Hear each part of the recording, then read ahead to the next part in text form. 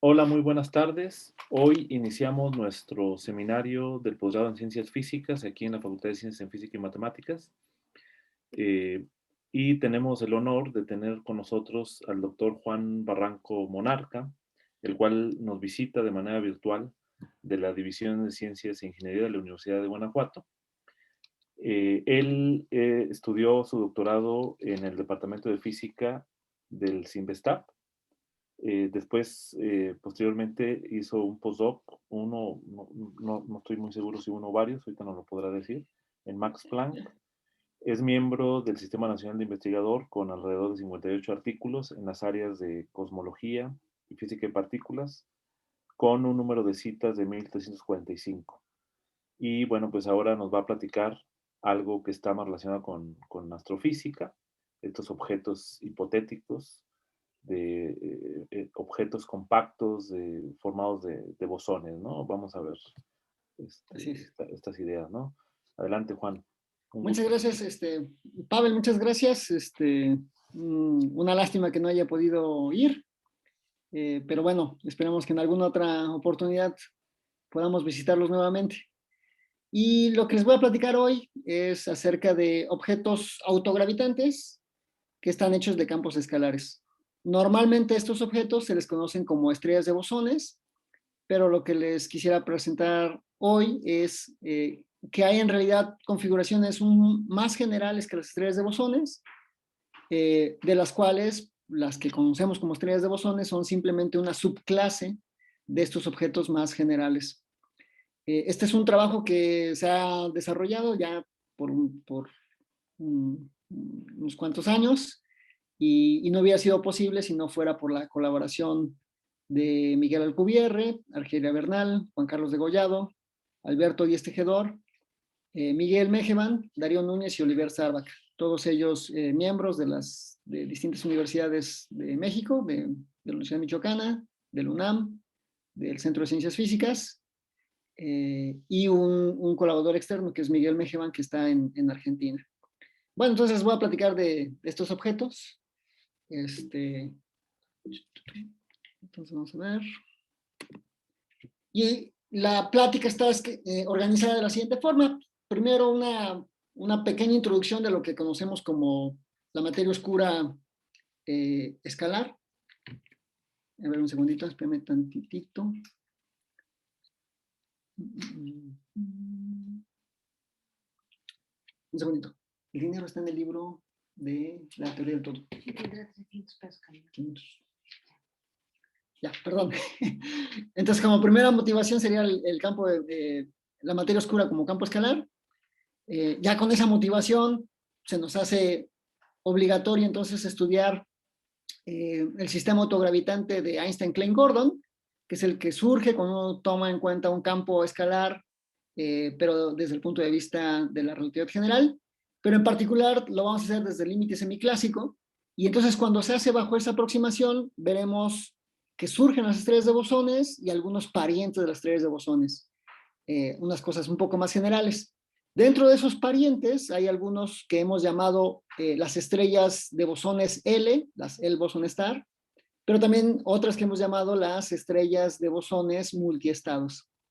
De estos objetos hablaremos un poco acerca de su estabilidad, ya que si cualquier objeto que ustedes proponen teóricamente, para que pueda tener aspiraciones a que realmente modele algún objeto astrofísico, pues entonces tiene que ser un objeto estable, ¿no? Bajo perturbaciones. Y entonces estudiamos la estabilidad de estos objetos de forma no lineal, es decir, a través de programas numéricos, pero también se hizo un estudio lineal de las configuraciones, en particular de las cell boson star. Y bueno, después trataremos de algunas conclusiones. Como motivación, pues se encuentra una de las preguntas fundamentales de este siglo. Tenemos una evidencia abrumadora de que existe un tipo de materia que hemos denominado materia oscura, pero no sabemos qué es. Y cuando uno trata de responder qué es esta materia oscura, pues uno podría tomar dos posturas. Una postura complicada, en la cual podríamos tratar de que esta partícula resolviera otras muchas problemas que tenemos dentro del modelo estándar de partículas elementales o que explicara alguna de las preguntas abiertas del universo. O podríamos tomar una postura un poco más simplista, en la cual abordamos el problema de la materia oscura de la forma más, con menos propiedades que uno pudiera atribuirle. Para motivar por qué podríamos hacer esto o por qué deberíamos de hacer esto, déjenme recordarles brevemente cuál es el contenido de partículas que existen en el modelo estándar. Entonces existen estas partículas llamadas quarks y leptones, que son esencialmente fermiones, y los quarks, que son los constituyentes fundamentales de los protones y de los neutrones y de todas las partículas que forman el núcleo y de otras partículas. En realidad estas partículas tienen 4 cargas. Cada una de esas cargas está asociada a un tipo de interacción diferente. Y como sabemos, existen 4 interacciones fundamentales. Entonces los quarks podemos pensar que pues interactúan entre sí con las 4 interacciones fundamentales. Tienen carga de color, por lo tanto sienten la interacción fuerte. Tienen carga eléctrica, por lo tanto sienten la interacción electromagnética. Tienen carga débil, por eso el neutrón decae en protón por la interacción débil, y entonces pues, también sienten la fuerza débil, y además son partículas masivas, y si son partículas masivas, pues entonces sienten la interacción gravitacional. Entonces los quarks son partículas que interactúan con las 4 interacciones fundamentales. Quizá por esta razón de que son partículas que interactúan con todas las interacciones fundamentales, pues tal vez tienen un exceso de interacción de tal manera que es muy difícil observarlas, y de hecho, si la teoría de la QCD es correcta, lo que se entiende es que nunca podremos observar un quark de forma aislada. No podemos tener el quark solito. Una vez que uno tiene un quark y lo trata de aislar, de manera automática la energía que necesitamos para poderlo observar solito hace que se genere otra partícula de tal manera que se forman objetos que siempre están hechos de muchos quarks, entonces no podemos ver un quark solito. Pero quizás es porque tiene demasiadas interacciones. ¿Ok? Por otra parte, tienen a los leptones. Los leptones existen de 2 tipos. Leptones cargados, que son, digamos, como de la familia del electrón, y leptones que son neutros, que son como la familia del neutrino. Dentro de estos leptones cargados, los leptones no sienten la interacción fuerte. Entonces, de las 4 interacciones fundamentales, solamente sienten 3 interacciones fundamentales. La electromagnética, la débil y la gravitacional, porque son partículas masivas. Y entonces, estas partículas tienen, digamos que el grado suficiente de cargas para que sean muy fácilmente observables. Y entonces no es de extrañar que el electrón haya sido la primera partícula fundamental que fue detectada y que sigue siendo considerada como una partícula elemental. Entonces, como que tiene el ajuste, ¿no?, adecuado de interacciones como para que sean fácilmente manipulables. Entre ellos el electrón. Tan manipulable es que esta plática la estamos escuchando gracias a corrientes eléctricas, ¿no? Y a ese nivel de control tenemos de estas partículas que son los electrones. Por otra parte, tenemos a los leptones neutros, que son los neutrinos. Por cada leptón cargado existe asociado un neutrino. Entonces tenemos 3 tipos de neutrinos: el neutrino del electrón, del muon y del tau. Los neutrinos son leptones, entonces tampoco tienen interacción fuerte, tampoco tienen interacción electromagnética porque no tienen carga, pero sí tienen masa y tienen carga débil. Entonces, de las 4 interacciones fundamentales, solamente interactúan a través de 2 cargas, de 2 interacciones. Y esas cargas, pues lo que hace, como interactúa tan débilmente, hace que sean muy difíciles de detectar y que para ello se necesiten detectores gigantes, ¿no?, como Super Kamiokande, que es un tanque de 50,000 toneladas de agua, pues para poder observar estas partículas. Entonces los neutrinos interactúan solamente con 2 interacciones. Entonces cuando uno entra a su curso de matemáticas, el primer curso de matemáticas en la universidad, le enseñan a uno el método de inducción, y el método de inducción es, si sucede esto y luego esto y luego esto, pues uno extrapola, ¿no?, digamos, de forma inductiva. Pues entonces si hay partículas que interactúan con 4, hay partículas que interactúan con 3, hay partículas que interactúan con 2, pues como que suena natural que deberían de existir una partícula que interactuará solo con una interacción. Y la interacción que queda, pues es la gravitacional. Entonces, podría uno decir, pues si hay partículas que interactúan con todas, otras con 3, otras con 2, pues uno podría pensar que debería haber una partícula que interactúe solo a través de las interacciones gravitacionales. Y resulta ser que pareciera que ese es el caso. Hasta ahora, la evidencia de materia oscura se ha hecho solo a través de la interacción gravitacional de dicha materia con el resto de las partículas. Entonces, posiblemente, la materia oscura podríamos pensarla que es una partícula que solamente interactúa gravitacionalmente. Si ese es el caso, si es el caso de que la materia oscura solo interactúa gravitacionalmente, es un caso muy oscuro, porque no habrá ninguna evidencia, ni en el campo, ni en el sector electromagnético, ni en el sector débil, con el cual nosotros podamos detectar la materia oscura. Si ese es el caso, pues entonces nuestros detectores en la Tierra no serían capaces de detectarla porque estarían justamente buscando una interacción de la materia oscura con la materia a través de una interacción diferente a la gravitacional, quizás con una interacción débil o con una interacción fuerte, pero no a través de otras interacciones. Entonces, podría ser, si este es el caso, la materia oscura sería realmente oscura.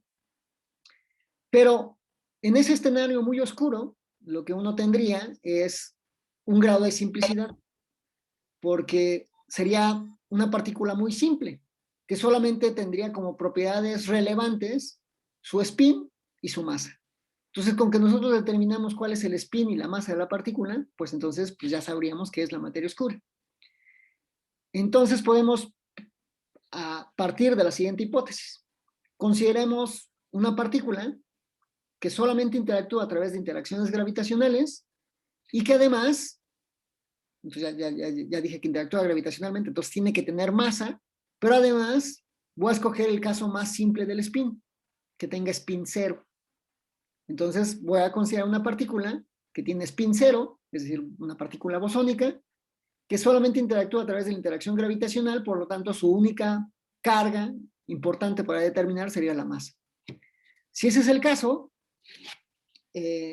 a eso se le ha llamado materia oscura escalar, porque un campo escalar precisamente puede modelar a una partícula que tenga spin cero. Esta ha sido una hipótesis que ha sido trabajada desde el año 2000. De hecho, colegas mexicanos han sido de los primeros que empezaron a estudiar este modelo, entre ellos Tonatiuh Matos y Luis Ureña. De hecho, fue la tesis de doctorado de Luis Ureña, por ahí del año del 2000. Y también gente de Estados Unidos propuso esta posibilidad, ¿no? De que la materia oscura fuera un campo escalar ultraligero. ¿Qué significa ultraligero? Que la masa es del orden de 10 a la menos 23 electronvolts.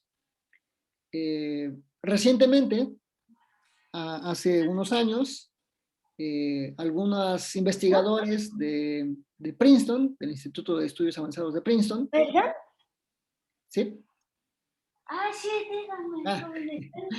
Entonces ellos retomaron esta idea y lo colocaron como un modelo de materia oscura cosmológico de campos escalares ultraligeros. Y a partir de este artículo del 2017, publicado por estos investigadores de Princeton, se le dio un impulso muy fuerte a este tema. Entonces, recientemente tiene un boom, digamos, el estudio de la materia oscura bosónica ultraligera, que solo interactúa gravitacionalmente. ¿Qué significa que solamente interactúa gravitacionalmente? Que uno, cuando escribe el lagrangiano, pues uno nada más tiene el lagrangiano de gravedad, el lagrangiano de energía oscura, el lagrangiano de la materia visible, digamos, de lo que explica el modelo estándar, y uno agrega un campo escalar, cuyo único, digamos, diferencia entre distintos tipos de campos escalares está dado por el potencial. El potencial que uno escoge determina, digamos, las características del campo escalar.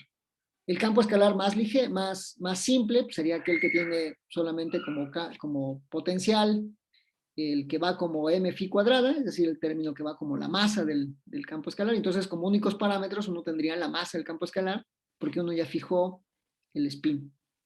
Ok, suponiendo que ese sea el caso, de que la materia oscura es un campo escalar, pues entonces uno tendría que estudiar cuál es la dinámica, ¿no? de este campo escalar como materia oscura.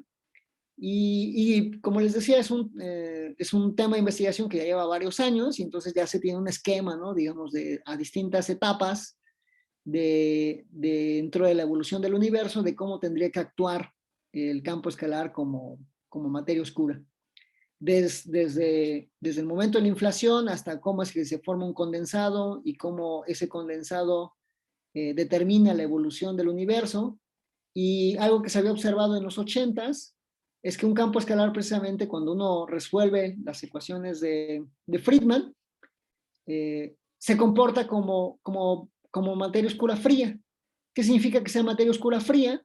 Que su ecuación de estado es cero, eso se le conoce como que es polvo, y cuando la materia oscura, cuando la ecuación de estado de la materia oscura es cero, la presión es cero, la densidad de materia evoluciona como 1 entre A al cubo, y esa es justamente la forma en la que uno esperaría que evolucionara un universo de materia oscura, fría. Entonces el campo escalar ultraligero se comporta como materia oscular fría. Entonces a nivel cosmológico embona de forma totalmente natural. A nivel galáctico, lo que uno tendría que preguntarse es, ese campo escalar, ¿qué estructura como galaxia podría formar? Y resulta ser que esa estructura que forma, pues se estudia resolviendo justamente las ecuaciones de Einstein, porque lo que queremos es, así como cuando tienen hidrógeno y dicen, bueno, ¿qué tipo de estructuras puede formar el hidrógeno? Pues entonces uno lo que tiene que hacer es tomar el hidrógeno y tratar de resolver las ecuaciones de Einstein para ver qué forma autogravitante podría formar. Entonces, esa es la pregunta que nosotros nos ponemos. Si ustedes conocen cuáles son las propiedades de la materia oscura, que en este caso lo hacemos porque es muy simple, nada más tenemos que especificar cuál es la masa del campo escalar, pues entonces podemos preguntarnos qué tipo de objeto autogravitante se puede formar. Esta pregunta es genérica y es muy antigua y se trató de responder por ahí de 1969, en el cual Remo Ruffini y Silvano Bonazzola estuvieron estudiando qué tipo de objetos autogravitantes se podrían formar con un campo escalar. Entonces aquí está, ¿no? Y esto lo que están viendo en esta gráfica es justamente la masa del objeto autogravitante como función de la cantidad de bosones que ustedes ponen en el centro. La densidad central sería de campos escalares que ustedes están poniendo. ¿Cuántos campos escalares están poniendo en el centro? Si ponen muchos campos escalares en el centro, tienen una densidad muy alta, pero entonces eso genera una gran cantidad de gravedad y entonces pues, hace que tenga un objeto cada vez más masivo. Entonces por eso empieza a crecer la masa, ¿no? Entonces si ustedes van aumentando la densidad central, pues entonces va aumentando la masa. Pero resulta ser que hay un momento en el cual se satura, ¿no? Porque ya, aunque aumenten mucho la densidad, pues entonces el objeto ya no se vuelve, ya no es tan fácil, ¿no? Digamos que ustedes le puedan agregar más masa sin que se convierta en un hoyo negro. Entonces, de hecho, de estas configuraciones, una vez que alcanza el máximo, aquí aparecen configuraciones que van disminuyendo su masa, pero esas configuraciones solamente existen un breve lapso de tiempo porque si ustedes las perturban, esos objetos colapsan a hoyos negros. Eso lo vamos a discutir un poco más adelante. Eso fue en 1969.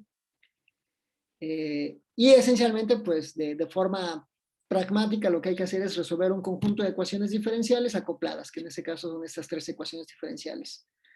Una que tiene que ver para el campo escalar y otra que tiene que ver para los coeficientes métricos. Esto es en simetría esférica, entonces como es en simetría esférica, pues uno siempre tiene que fijar la simetría a través de la métrica, y entonces uno escribe la métrica esféricamente simétrica, ¿no? Que estaba puesto.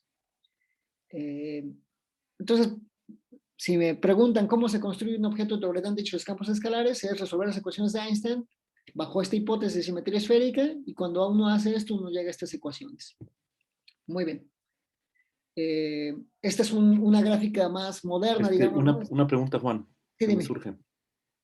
En estas ecuaciones, ¿se usa la misma lagrangiana del campo escalar que pusiste al inicio? Sí, aquí está, ¿no? En realidad, no le pones ni este ni este, o sea, no pones nada de materia, no pones nada de constante cosmológica, estás resolviendo Einstein con un campo escalar, ¿no? Con este. Y en el potencial pusimos un medio de m phi cuadrada. Ok. Entonces, como es un medio de m phi cuadrada, aquí en las ecuaciones, de hecho, aquí aparece, ¿no? El m cuadrada multiplicado por r, porque este sería el m cuadrada phi cuadrada, pero como es la ecuación de movimiento, pues tiene que tener una derivada, ¿no? Una ecuación Y lineal. pues nada más, exacto. Ujú. Y aquí también aparece, ¿no? M por, y acá sí aparece en el coeficiente métrico, de hecho aquí lo puedes ver, ¿no? Es m cuadrada por r cuadrada. Ok. Exacto. Entonces, esencialmente, estas son soluciones numéricas. Es un problema de eigenvalores porque cuando uno escribe esta dependencia armónica en el campo, se dan cuenta que aparece la energía. O sea, uno hace como cuando resuelve la ecuación de Schrödinger, uno propone, ¿no? Digamos, ondas planas. Y esta energía, esta E, es la que aparece aquí. Y no sabemos cuál es su valor. Entonces hay que resolver al igual que una ecuación tipo Schrödinger. Entonces, si dan cuenta, esta aparece como una ecuación tipo Schrödinger, donde aparece la derivada segunda del campo, y acá aparece la energía por el campo, ¿no? Entonces, este es un eigenvalor y hay que determinarlo. Entonces, en términos prácticos, hay que resolver este conjunto de ecuaciones para encontrar cuál es el eigenvalor de energía y las eigenfunciones. Y una vez que uno resuelve esas ecuaciones, se resuelven numéricamente, pues uno obtiene configuraciones. Cada uno de los puntos que aparecen en este plot corresponden a soluciones de las ecuaciones de Einstein para este valor de la densidad central. Y entonces, pues, si yo escojo este valor de la densidad central, tendría entonces una función radial, ¿no? Porque estoy resolviendo para la parte radial. Entonces, aquí estamos. Sería el perfil del campo escalar. Entonces, cada puntito que aparece aquí tendría un perfil diferente, algunos más anchos, algunos más pequeños. Entonces, de hecho, cuando ustedes tienen densidades más pequeñas, lo que salen es que estos objetos son más largos. ¿Cómo lo sabemos? Pues aquí se puede ver en esta gráfica y esta gráfica son equivalentes, nada más que en lugar de estar graficando en términos de la densidad central, estamos graficando en términos del radio de la configuración. Las configuraciones que están aquí, que son de densidades muy pequeñas, corresponden a las que tienen radios muy grandes. Las configuraciones que son muy compactas o de masas más grandes son aquellas que tienen radios más pequeños. Y así como resolvieron para el campo escalar, pues también resuelven para los coeficientes métricos y en particular ahí pueden calcular cuánto vale la masa y pues la masa en el origen vale 0, pues porque no tiene nada, como ustedes se van alejando del origen va aumentando, pero entonces lo pueden ver aquí, ¿no? Si este es el perfil de densidad, aquí va aumentando la masa, va aumentando, pero en algún momento el campo ya no crece y entonces por eso la masa se vuelve una constante, ¿no? Y cada puntito de estos pues correspondería entonces a una estrella de bosones. Estas son las estrellas de bosones. Son objetos esféricos que tienen estos radios y estas masas. Son como pelotas, ¿no? Que están flotando en el universo, que están hechas de campo escalar. Una cantidad importante para el estudio de los objetos autogravitantes es una cantidad que se conoce como la compacticidad. Y la compacticidad simplemente se define como la masa del objeto dividida entre el radio de la configuración. Noten que cuando ustedes aquí resuelven este sistema, el perfil del campo escalar va decayendo, pero decae exponencialmente, de tal manera que el campo nunca es cero más que en infinito. Sin embargo, nosotros tenemos que imaginarnos, se va cayendo la densidad del campo escalar, nunca se vuelve cero sino hasta infinito, pero sí se vuelve muy, muy, muy, muy pequeña. Entonces por eso se define esta cosa que es el radio 99, que es, porque el radio, estrictamente hablando de la configuración, sería en infinito, donde ya no hay campo escalar. Pero en términos prácticos, uno puede escoger el radio 99. Entonces, para que tengan una idea de qué estamos diciendo, es como cuando ustedes se imaginan la Tierra con su atmósfera, pues uno diría, ¿en qué momento se acaba la Tierra? ¿No?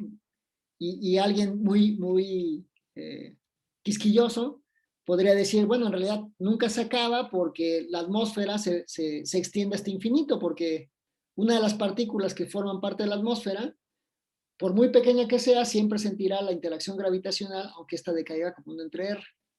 Pero alguien más pragmático diría, no, en realidad se acaba cuando la atmósfera tiene una densidad de tanto.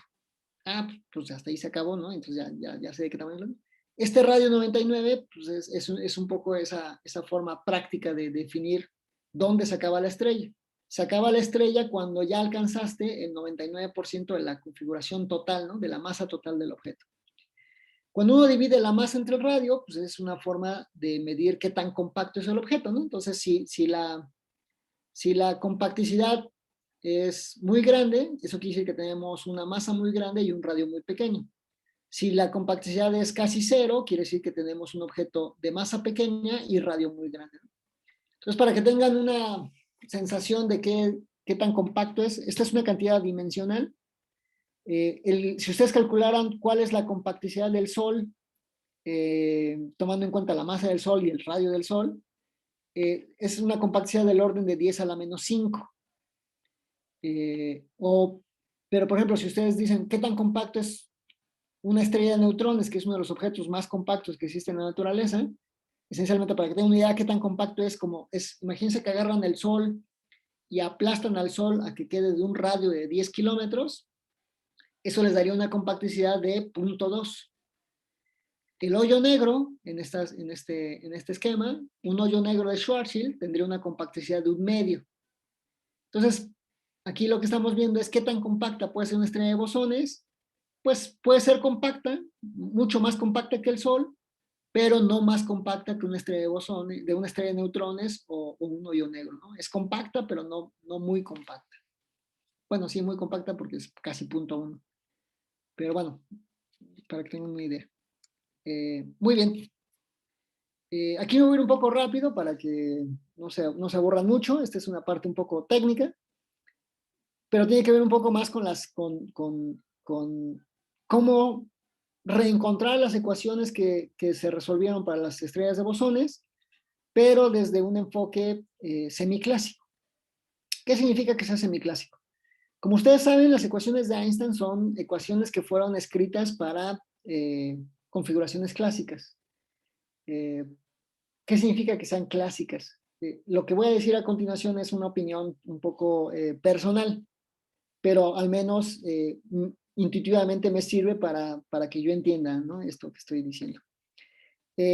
Entonces, que sea clásico algo significa que satisface los postulados, por así decirlo, de la mecánica clásica.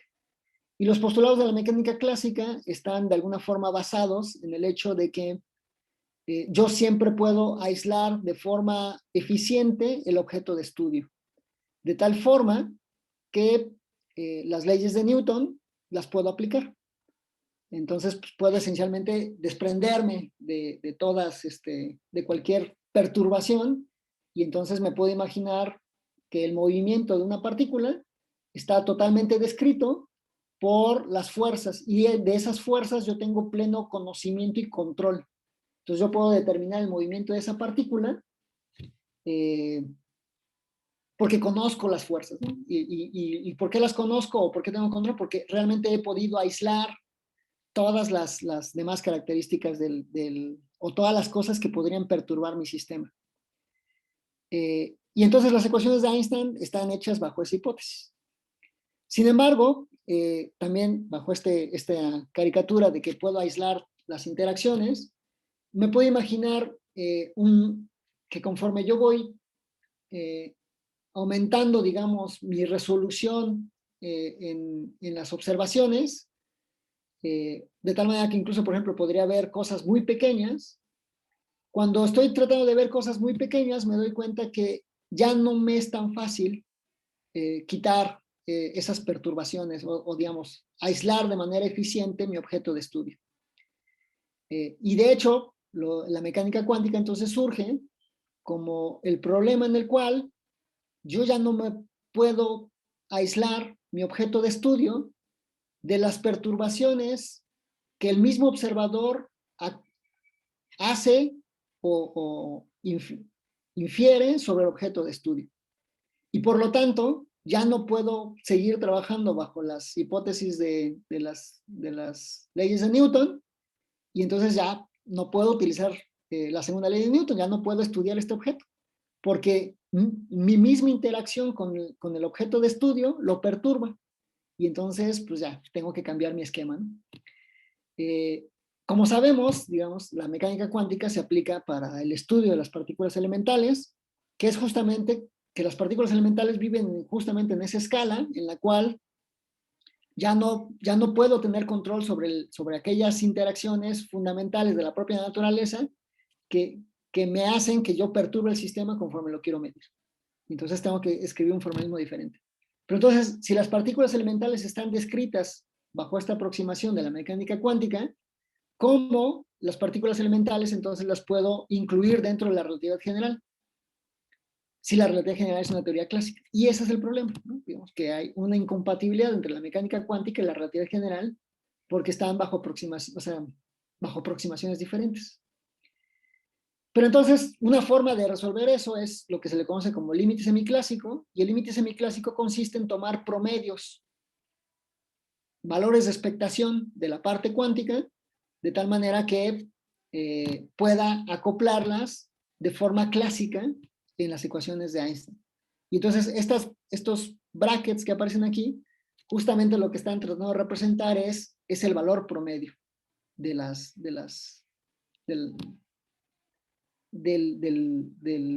tensor de energía-momento.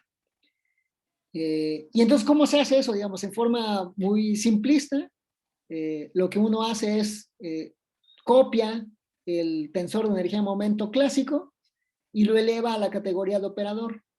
Y entonces, pues, elevar a la categoría de operador es ponerle este gorrito, donde este gorrito lo que implica es que vamos a escribir justamente a estos campos como operadores.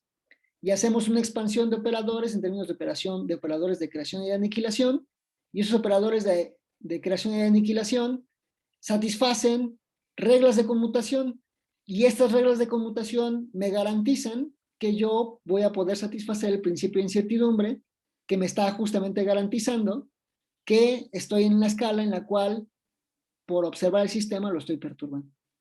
Entonces, esa es la receta. Esto se le conoce como el formalismo de la segunda cuantización. Entonces tomo mi tensor o mi hamiltoniano o lo que yo tenga, lo escribo en términos de operadores, defino relaciones de conmutación y hago álgebra. Entonces cuando hago el álgebra me quedan ahora, digamos, todos estos, mi tensor de energía momento ahora va a quedar escrito de esta forma. Hago esencialmente aquí lo único que hice fue sustituir este campo, que está en términos de operadores de creación y aniquilación, y estos U's forman la base.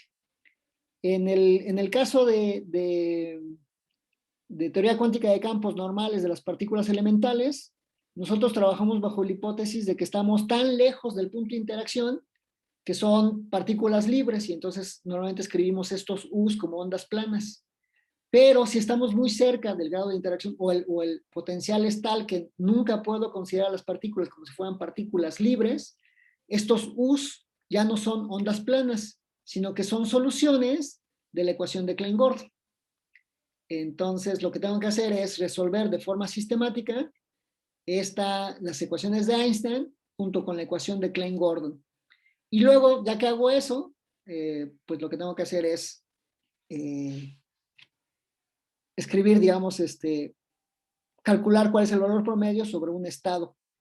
En particular, ese estado lo voy a definir como el estado que construyo con estos operadores de número, ¿no? Como los operadores del oscilador armónico, ¿no? Que se le da A, donde A es el operador de aniquilación y A da que es el operador de creación. Entonces, aquí lo que está representando cada uno de estos es que estoy creando del vacío pues, estas partículas, ¿no? Muy bien. Nuevamente me voy a quedar solamente en el caso de simetría esférica, y una vez que ustedes hacen eso y lo revuelven y lo hacen con cuidado, van a llegar a un sistema de ecuaciones que está dado por esto. Este sistema de ecuaciones entonces me representaría a campos escalares cuánticos de un campo escalar real en simetría esférica en el límite semiclásico cuando calculo el promedio sobre el estado base. ¿Qué significa que está en el estado base? que cuando yo aplique un operador de aniquilación al estado 0, eso me da un 0, entonces por eso me cancela ahí algunas cosas. Para los que no estén muy acostumbrados a esta cosa, no se preocupen. En términos prácticos, ustedes llegan a este sistema de ecuaciones que coincide justamente al caso de las estrellas de bosones cuando considero solamente un solo estado y este número del armónico esférico igual a 0. Entonces, si ustedes escriben L igual a 0, N igual a 1, estas tres ecuaciones se reducen a las ecuaciones de las estrellas de bosones originales.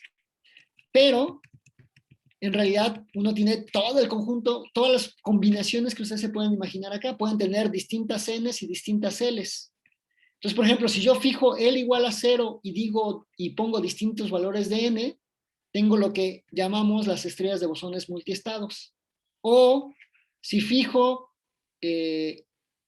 un estado N, digamos un solo estado, y cambio el valor de L, tengo unos nuevos objetos a los cuales voy a llamar las L boson star. Entonces, ¿qué es, digamos, cuál es el mensaje de esta transparencia? Que si ustedes toman un campo escalar real en el límite semiclásico, eso les da origen a las estrellas de bosones y a algunas configuraciones más generales a las estrellas de bosones. Cuando ustedes toman más estados o cuando toman un solo estado pero distintos valores de L. Y por supuesto pueden tener más juego con esto. Podrían tener distintos estados y distintos valores de L al mismo tiempo. Entonces todavía podríamos tener mezclas, ¿no? De L boson star con multiestados, etc. Pero eso lo podríamos estudiar en otro momento. No lo hemos hecho, pero es algo que nos interesa. ¿Qué características tienen estas nuevas configuraciones? Entonces, en resumen, es otra vez lo mismo. Aquí están el campo real, el tensor de energía de momento, resuelven las ecuaciones, les quedan estas ecuaciones, hay que resolver estas ecuaciones. Ahora se dan cuenta, en lugar de que aparezca una sola ecuación, tenemos muchas ecuaciones porque tenemos esta suma. Y este n corre, son tantas ecuaciones como campos yo tenga. Cada uno de esos campos correspondería a un estado. Y en particular, si ustedes toman dos estados, pues entonces tendrían que resolver, digamos, para dos campos escalares que corresponderían a distintos estados. Y en lugar de tener una sola curva en la cual tenían la masa como función de la densidad del campo central, pues ahora tendrían la masa como función de la densidad central del campo 1 y la densidad central del campo 2. Nos pareció relevante en aquel momento definir una cantidad a la cual llamamos eta, que está dada por el número de partículas del estado 2 dividido entre el número de partículas del estado 1. De tal manera que cuando eta vale 0, pues no tenemos partículas en el estado 2. Cuando eta vale 1, pues tenemos el mismo número de partículas en el estado excitado que en el estado base, etcétera, ¿no? Entonces podemos tener distintas combinaciones. Y como tenemos ese juego, pues entonces en lugar de una sola curva, pues tenemos una superficie, ¿no? de configuraciones. Y aquí, por ejemplo, entonces estaba graficada la masa como función de la densidad central del campo 1 y la densidad central del campo 2. Y lo mismo el radio. Me voy a ir un poquito más rápido para no aburrirlos mucho. Esencialmente lo que hace la presencia de otro campo es que cambia el perfil de densidad. Entonces, por ejemplo, si este era el perfil de densidad cuando tenían un solo campo, es decir, eta vale 0, cuando tienen dos campos, pues entonces aparecen dos digamos, como una nueva estructura, ¿no? Digamos. Porque el otro campo tiene un nodo, ¿no? Entonces, como tiene este nodo, pues hace que cuando calculen la densidad tenga una como jorobita extra, de tal manera que cuando suman las dos, pues tienen las dos jorobitas, ¿no? Tiene una jorobita dada precisamente por el campo en el estado base y otra jorobita dada por el otro campo en el estado excitado. Estudiamos la estabilidad de estos objetos. Ahorita les digo cuál es el estado de la estabilidad. Me voy a ir rápidamente al otro caso, el caso de las estrellas de bosones L. Nuevamente tienen las ecuaciones, las tienen que resolver, que son estas ecuaciones las que hay que resolver. Y para comparar, esencialmente aquí lo que tienen es la masa como función del radio de las estrellas de bosones normales, y conforme ustedes van agregando, cambiando el valor de la L vale igual a 1, 2, 3, 4, pues entonces lo que vamos obteniendo son configuraciones más masivas que las estrellas de bosones iniciales. Entonces tenemos configuraciones un poco más masivas. Ya que tenemos esos objetos, lo que uno tiene que preguntarse pues es cómo cambia la densidad, así como lo dijimos para el caso de las multiestados. Esta es una estrella de bosones típica, esta es una estrella de bosones cuando L vale 1, y esta es una estrella de bosones cuando L vale 2. Este es el perfil de densidad, cómo va la densidad con función del radio. Entonces, si se dan cuenta, conforme ustedes van cambiando la L, pues va cambiando la distribución de campo escalar en la estrella. Entonces empezaba como una pelota, cuando ustedes cambian el valor de L, pues ahora se vuelve más como una dona, y de hecho esta de aquí pues es como si fuera una dona, porque su densidad vale 0 en el centro, pero el máximo se encuentra en algún valor intermedio, ¿no? Entonces como si fuera como una dona. Pero no es una dona, en realidad este es el perfil de densidad. Desde fuera se ve como una pelota, en donde la densidad central es 0, va aumentando y luego se vuelve 0. Entonces como si fuera, es una pelota, pero como hueca en el centro, ¿no? Con densidad 0, pero siempre, digamos, siempre esférica, no es una dona, es una pelota con la densidad que va cambiando como lo dice esto, ¿no? Y aquí, digamos, es parte de lo que es relevante.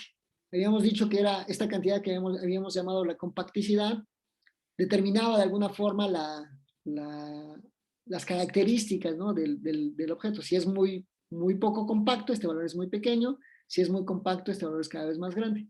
Y lo que nos pareció interesante de aquí es que conforme van aumentando el valor de la L, uno puede tener configuraciones cada vez más compactas.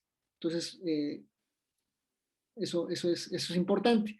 Sobre todo si piensan que algunos de los objetos que aparecen en la naturaleza pues pueden ser algo parecidos a objetos que son como los hoyos negros, ¿no?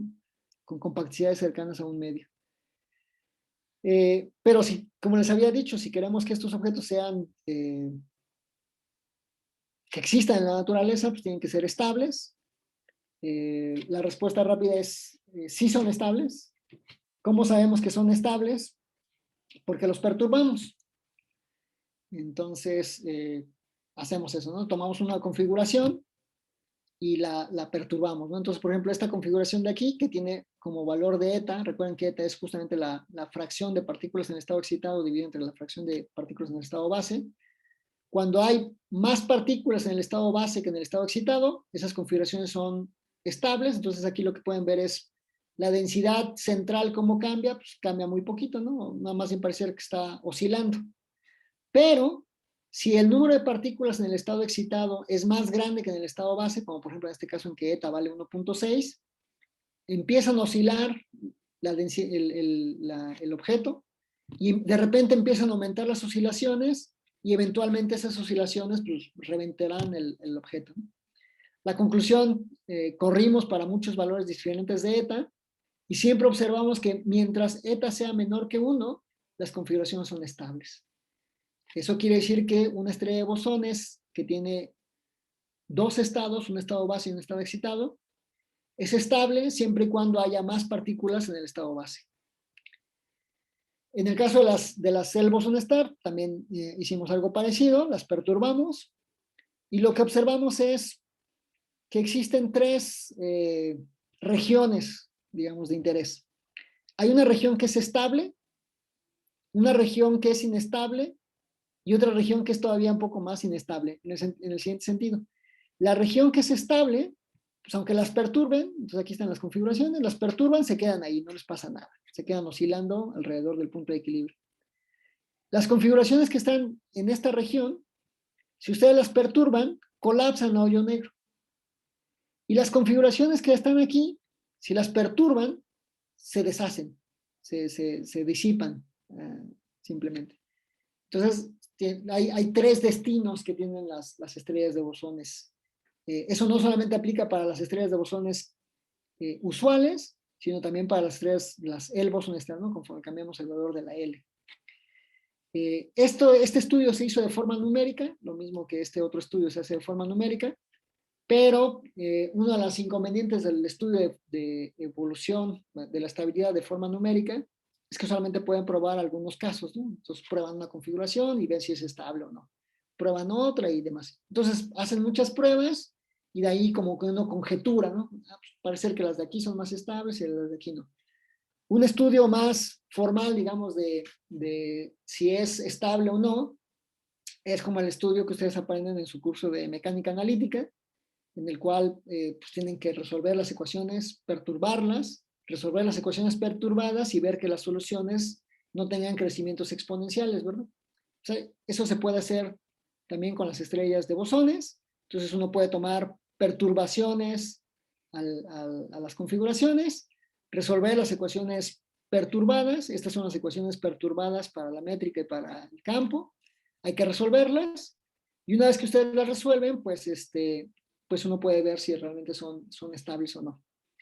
Porque la solución o tiene crecimiento exponencial o tiene crecimiento, o simplemente están oscilando alrededor del punto de equilibrio una vez que las perturban. Algo lindo de estudiar estas ecuaciones, este estudio perturbativo, es que si ustedes ven estas dos ecuaciones, yo no lo vi, de hecho quien se dio cuenta de eso fue Olivier Sarbach. Él se le quedó viendo estas ecuaciones y dijo, si defino estas funciones f1 y f2, que están en términos de estas variables que aparecen acá, resulta ser que estas dos ecuaciones se pueden escribir como una ecuación de este estilo. Y entonces cuando se le quedan viendo esta ecuación, dicen, pues mira, todo esto aplica sobre f, de forma lineal. Y acá tengo una derivada segunda de f. Entonces es de la forma f2 puntos igual a h veces f. Si defino h como todo esto. Y entonces resulta ser que las ecuaciones perturbadas se pueden ver como una ecuación tipo Schrödinger. Y entonces si es como una ecuación tipo Schrödinger, la gente, los matemáticos han estudiado durante mucho tiempo la ecuación de Schrödinger y han desarrollado técnicas para ver si la ecuación de Schrödinger, las soluciones a la ecuación de Schrödinger son estables o no. En particular hay un teorema que se le conoce como el teorema nodal, que nos dice si el sistema va a ser estable o no. Y entonces uno puede, digamos, ver si el sistema es estable o no, estudiando el teorema nodal de las ecuaciones perturbadas para las estrellas de bosones L. El resultado es lo que se espera. Uno tiene que construir una cantidad que se define como esta cantidad D. Lo que dice el teorema es, si esta cantidad D no tiene ceros, entonces es estable. Si esta cantidad D tiene un cero, es inestable. Si tiene varios ceros, pues tiene varias inestabilidades. Entonces aquí, digamos, todas las configuraciones que están del máximo de la masa hacia la izquierda, ninguna de ellas encontramos que tuviera cero. Entonces todas estas son estables. Las configuraciones que están a la derecha del máximo, les empieza a aparecer un cero. Entonces son inestables. Y en particular esta que ya está bien lejos, tiene todavía más ceros, entonces esta es todavía más inestable. Lo cual nos recuerda un poco al estudio numérico, ¿no? Que habíamos visto esto, ¿no? Que eran estables, inestables y todavía más inestables. Pues es algo parecido a esto. Eso es aplicando el teorema nodal. No voy a entrar en los detalles. Ya hemos enviado un artículo al archive, entonces ahí si quieren podemos discutir más esta parte técnica, pero la idea es esa. El teorema nodal se puede aplicar para estudiar la estabilidad. Y esto es definitivo, esto es a nivel de las ecuaciones. No son ejemplos, ¿no? Pero también podemos entender un poco por qué aparecen ceros en esta función. Entonces, regresemos a estas ecuaciones, tratemos de resolverlas. Y las resolvemos numéricamente. Pues aquí, estos son ejemplos de esas soluciones de la perturbación. Cuando uno encuentra estas soluciones, puede tener distintos tipos de soluciones que tienen un nodo o 0 nodos en el caso del coeficiente de la perturbación del coeficiente métrico, o podemos construir configuraciones que tuvieran un nodo. Y entonces a esas también las llamamos, digamos, como perturbaciones del estado base o perturbaciones perturbadas, y podemos tener perturbaciones doblemente perturbadas, etc. Muy bien. Lo interesante de ahí es que si uno escribe esas perturbaciones van como la exponencial de I veces sigma. ¿Ok? Entonces, si la sigma, si esa sigma, que es la exponencial de I veces sigma por t. Si sigma es real, eso quiere decir que nos va a quedar algo así como que la perturbación temporal va a ir como E a la I sigma t. Y eso, pues como sabemos, son senos y cosenos, y lo que estaría diciendo es, pues va a estar oscilando como senos y cosenos. Pero si sigma es complejo, en particular si es puramente imaginario, la parte temporal iría como E a la sigma por t. Y entonces la perturbación empezará a crecer exponencialmente. Eso quiere decir que si encontramos que sigma cuadrada es positiva, pues sabemos que la raíz cuadrada de un número positivo es un número real, y entonces la parte temporal simplemente estará oscilando como senos y cosenos, entonces sería la parte estable. Pero en el momento en que la sigma cuadrada se vuelve negativa, pues la solución es un número imaginario, y entonces la perturbación lineal crece exponencialmente, y entonces empieza a explotar la estrella. Pero también podemos tener, como les decía, soluciones que tienen un nodo. En realidad, el sistema puede desarrollar las dos, la que tiene un nodo, la que tiene dos nodos, o la que tiene tres nodos, etc. Y entonces aparecen más ceros en el determinante del teorema nodal, porque no solamente tienen esta inestabilidad del estado base, sino también del estado de excitado, tiene esta otra inestabilidad que la alcanza justamente a partir de este punto. Entonces, todas las configuraciones que están a la derecha de este punto van a tener dos inestabilidades. Por eso, en el teorema nodal aparecen dos ceros, las configuraciones que están a la derecha de este punto. Entonces, de manera así, sin lugar a dudas, sabemos que las estrellas de bosones L, cuando son perturbadas radialmente, son estables todas aquellas que están a la izquierda del máximo de la masa, y todas aquellas que están a la derecha del máximo de la masa son inestables de forma contundente. Incluso podemos calcular cuál es la frecuencia con la cual van a estar oscilando, y lo podemos comparar con la evolución numérica de la perturbación, y efectivamente veremos que estos picos en la transforma de Fourier corresponden justamente a las predicciones de la solución de las ecuaciones de perturbaciones lineales. Con eso termino.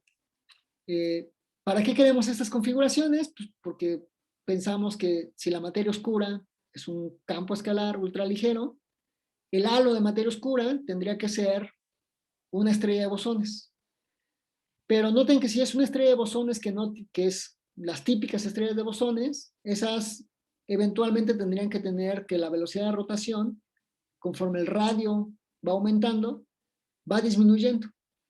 Cuando en realidad las observaciones lo que dicen es que conforme uno se va alejando, el radio, conforme uno se va alejando, cuando uno va haciendo el radio cada vez más grande, la velocidad de rotación se va haciendo plana.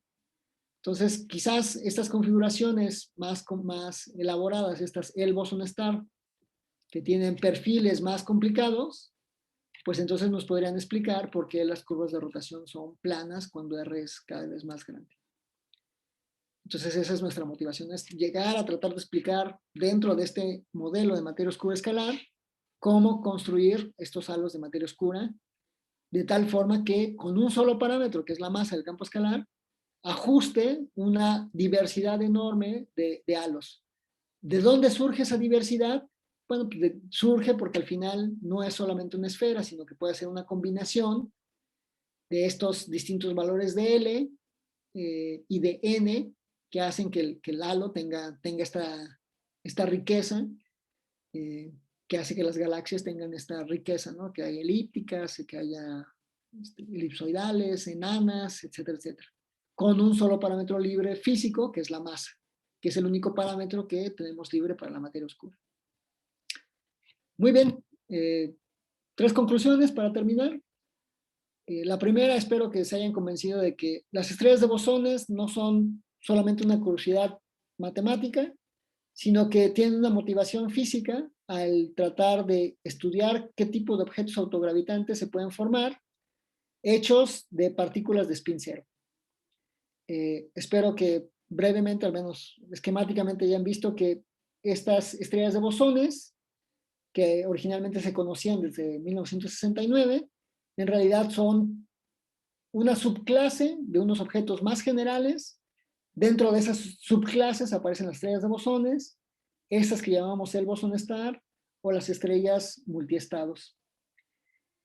Y que estos parientes de las estrellas de bosones pueden ser más compactos que las estrellas de bosones, pueden tener una estructura más rica que una estrella de bosones típica, y en caso de que exista que la materia oscura sea un campo escalar, pues bien podrían ser algo que existe en la naturaleza, ¿no?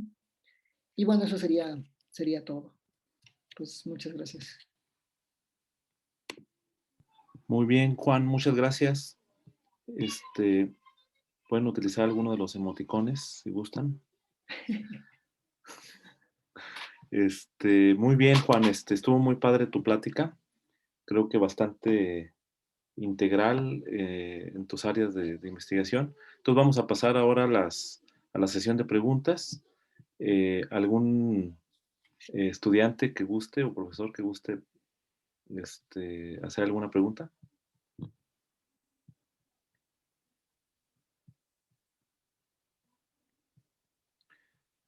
A ver, por ahí creo que hay una pregunta. Ah, de Marisol. Adelante, Marisol.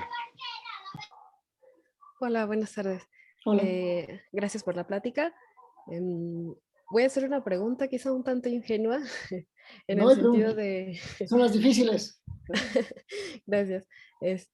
Hace poco vi una publicación de un artículo de algo así como una observación de ondas gravitacionales cortas que publicó la colaboración de LIGO, y al parecer tenía como, o bueno, entiendo que ellos daban como uno de sus resultados daba luz a dos resultados teóricos que justo como que medían la densidad de este tipo de estrellas de bosones.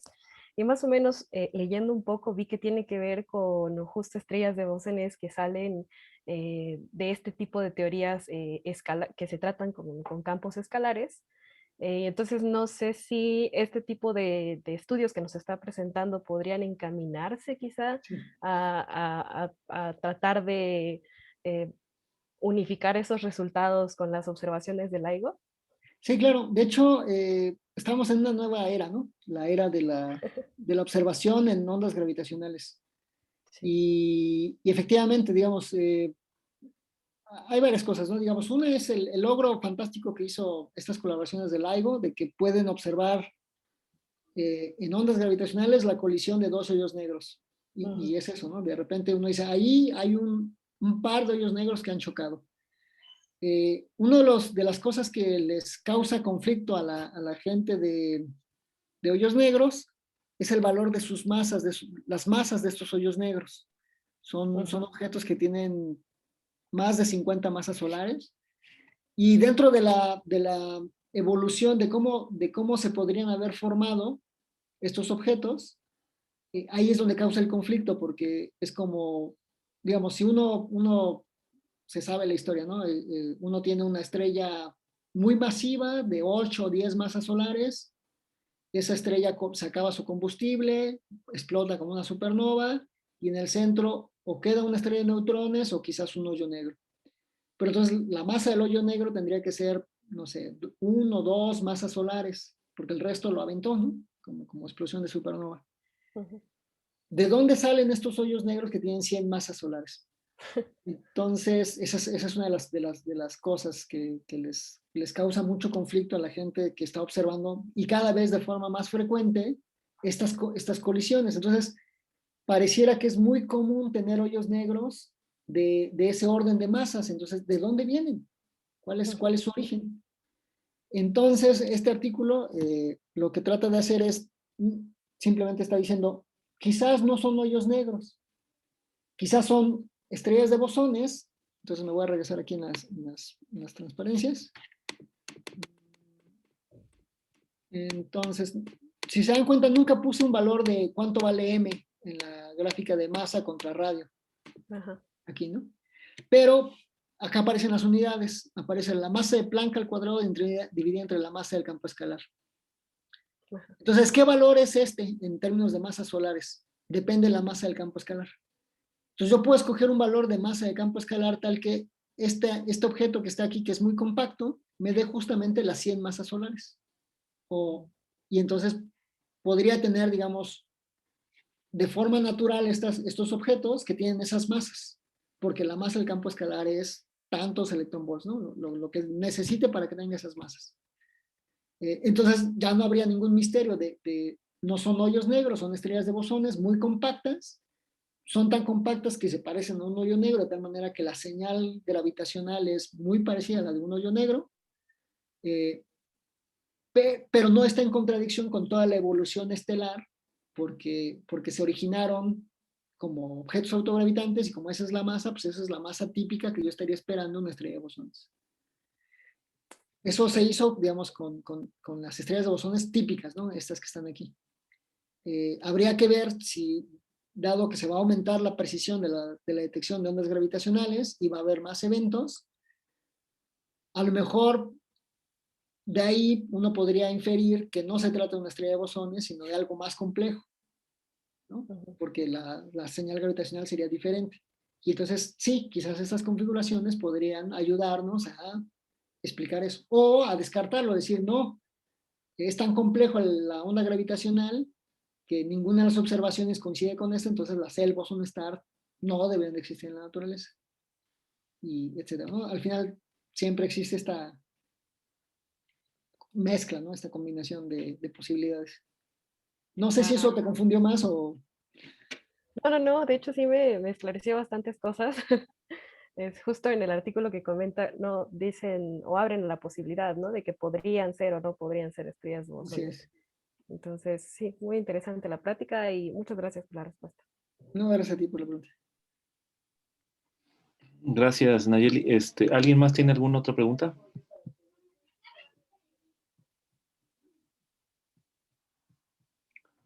Bueno, mientras se animan los estudiantes, pues hago yo una pregunta. Te iba a preguntar sobre la estabilidad, pero pues básicamente lo respondiste. Pero bueno, mi planteamiento era más o menos el siguiente. Cuando uno estudia, bueno, yo lo estudié, por ejemplo, en los cursos de física estadística, estudias estos objetos compactos como estrellas de neutrones, enanas blancas, etcétera. Ahí justamente supones que, digamos, de manera esencial, las partículas que mantienen la estabilidad o el balance, digamos, que hay entre la fuerza gravitacional y la fuerza interna, que justamente está formada por estas partículas fermiónicas, pues es una presión que es hacia afuera, contraria justamente así de manera física, contraria a la fuerza gravitacional, de tal manera que pues durante mucho tiempo las estrellas se mantienen balanceadas. Por supuesto que hay pues este fenómeno de combustión que de manera estricta pues es un sistema que es inestable, ¿no? O sea, eventualmente cuando se consuma todo el material, pues llegará al valor límite de Chandrasekhar y pues se convertirá en alguna otra estrella, ¿no? Entonces, en este caso, pues son bosones, ¿no? Eso significa, pues, que no obedecen el principio de exclusión de Pauli, y entonces los bosones, digamos, pues el estado base de los bosones es básicamente, podrías decir, un condensado de Bose-Einstein, ¿no?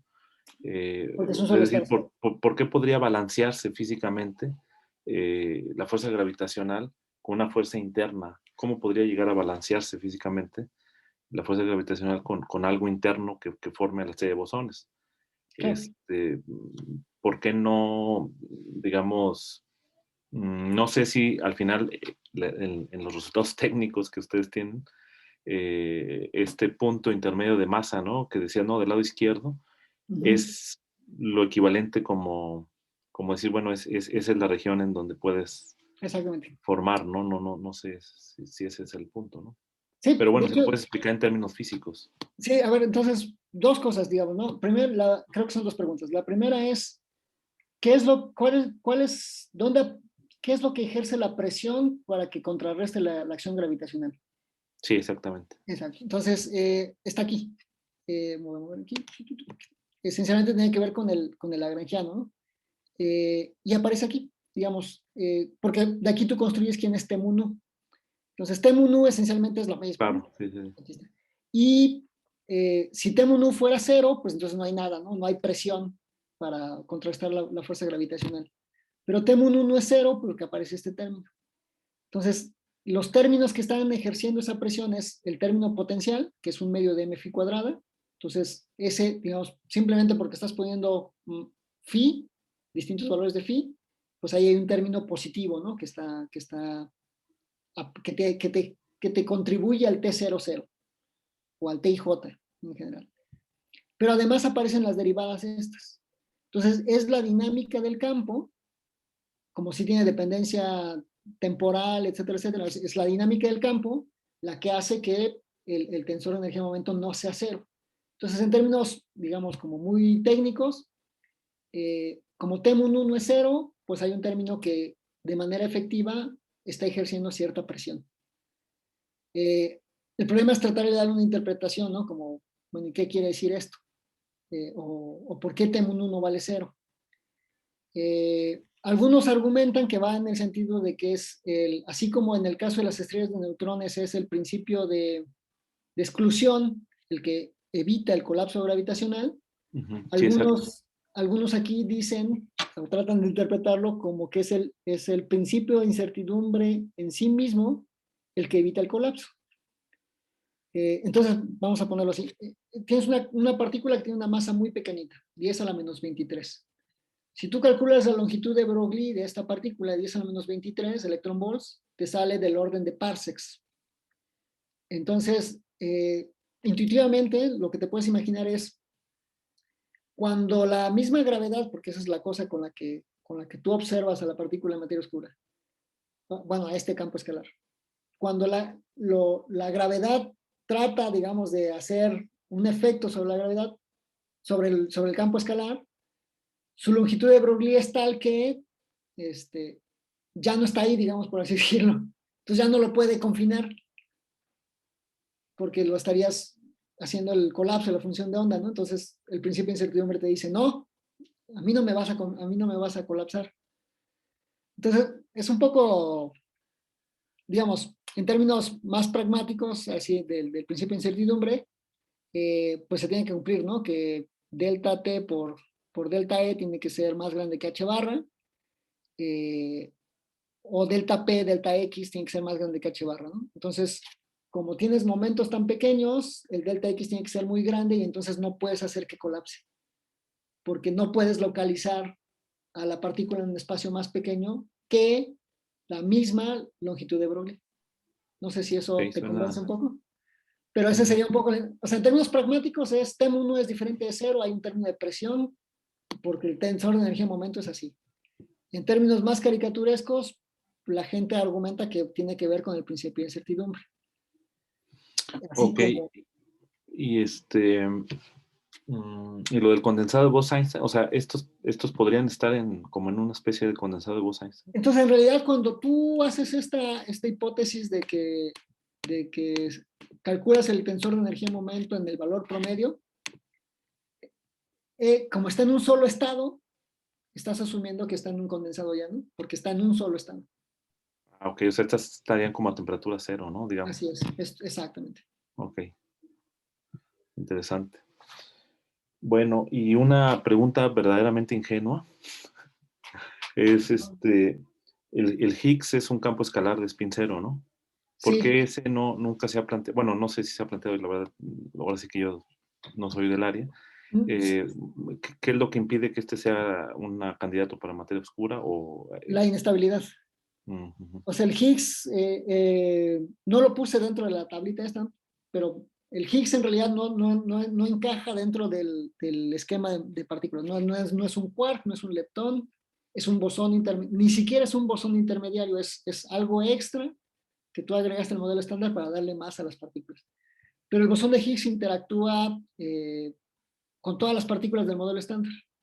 Entonces, cuando yo te regalo un Higgs, lo tengo acá físicamente, bueno, no inmediatamente, pero puedes calcular en qué tiempo decae a quarks, a leptones, etcétera, etcétera, dependiendo del acoplamiento, y el acoplamiento tiene que ver con la masa. Entonces, el Higgs como tal, digamos, una vez que tú lo empiezas, lo ves así solito, va a decaer, digamos, ¿no? Ok. Entonces, en cambio aquí, como es una partícula que no interactúa con nada, pues ahí está, no puede decaer. ¿Por qué no decae? Pues porque no está acoplado a nada en lo cual pueda decaer. Sí. Sí, de hecho, esa es una de las cosas que a mí me confunden mucho, ¿no? Por ejemplo, una estrella de neutrones, el neutrón también es una partícula inestable. Entonces, ¿cómo es que una estrella de neutrones puede existir? Y la respuesta es que el neutrón está decayendo todo el tiempo, pero como hay protones, los protones absorben el antineutrino o el positrón y se convierte en un neutrón. Entonces, en realidad, la estrella de neutrones todo el tiempo está en una transición, ¿no? Digamos, de aniquilación, creación, está en equilibrio termodinámico, como sucedía en el universo temprano. Si la sopa de quarks y gluones y demás, pues están transmutándose todo el tiempo, ¿no? Uno podría preguntarse, entonces, en el caso del Higgs, ¿podría suceder eso? Que estuviera como transmutando todo el tiempo, y tal vez podría ser. Pero nada más rápidamente, si ese fuese el caso, me voy acá. No, aquí no. Aquí está, ¿no? La masa del objeto va como la masa de Planck dividida entre la masa de Higgs. Es la masa del campo escalar. Entonces, todavía pensando en que podría ser el Higgs. Si pusiera la masa del Higgs, que son 120 gigaelectronvolts, este objeto de aquí tendría, la masa de Planck es 10 a la 19, entonces 10 a la 19 al cuadrado es 10 a la 38, dividido entre 100 gigaelectronvolts, que es 10 a la, bueno, es 10 a la 2, pues te quedarían como 10 a la 35 gigaelectronvolts. Pero 10 a la 35 gigaelectronvolts es algo así como 400 kilos, ¿no? Entonces, si tuvieras objetos autogravitantes hechos del Higgs, serían pelotitas de 400 kilos que estarían dispersas en el universo, ¿no? Entonces, es polvo. Sí, pues, ok, muy bien. ¿Alguien más tiene alguna pregunta? A ver, los jóvenes futuros cosmólogos y particulistas o particuleros.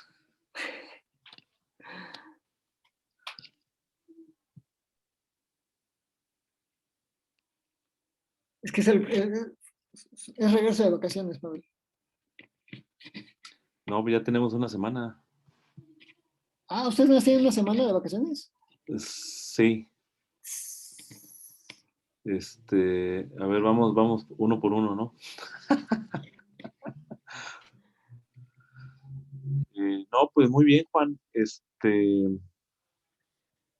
Digo, si quieren escribirme con mucha confianza, a ver, les voy a poner aquí en el chat, voy a dejar de compartir y les voy a poner aquí en el chat mi correo, en caso de que quieran mandarme un correo, porque a veces uno se apena, ¿no? Uno no quiere. Pues muy bien, ahí está, jóvenes, el correo del doctor Juan Barranco. Por si tienen alguna duda técnica, ya que mostró ecuaciones y todo el rollo, o compartir los artículos, Claro.